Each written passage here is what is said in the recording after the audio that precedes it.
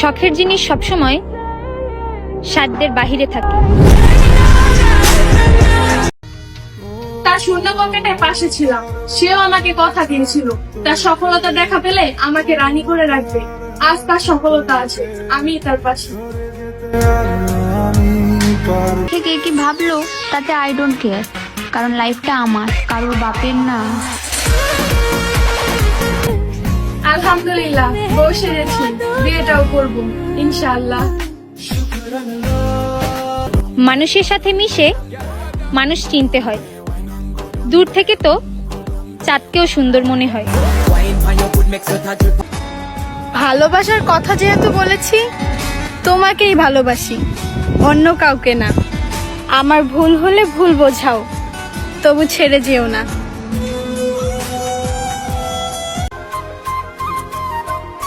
প্রিয় মানুষটাকে মেনশন দিয়ে জিজ্ঞাসা করুন, সে আপনার সাথে কথা না বলে কতদিন থাকতে পারবে। তুমি সবই বোঝো, কিন্তু আমাকে পেলে যে জিতবা এইটা বোঝো না।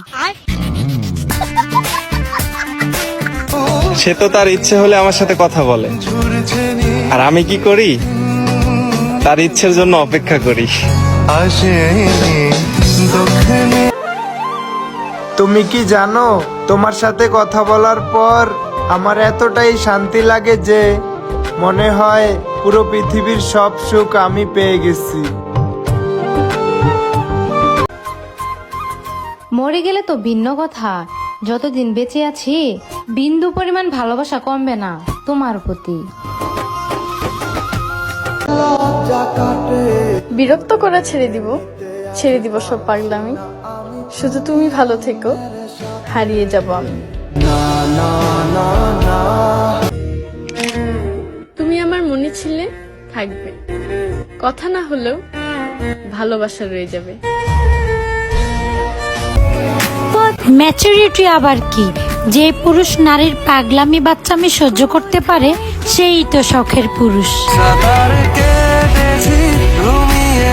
মরে গেলে তো ভিন্ন কথা, যতদিন বেঁচে আছি বিন্দু পরিমাণ ভালোবাসা কমবে না তোমার প্রতি। শোনা, তোমাকে দেখেও দেখি না, আর তুমি আমাকে দেখানোর জন্য বালের স্টোরি দাও। শাল্লাপুর ভিতর কিসের কমতি ছিল, তাও যে তাকে ছেড়ে চলে গেল। সবকিছু বদনজর বলে চালিয়ে দিবেন না। পুরুষের চরিত্র ঠিক না থাকলে সে নারীর হাজার গুণে আটকায় না।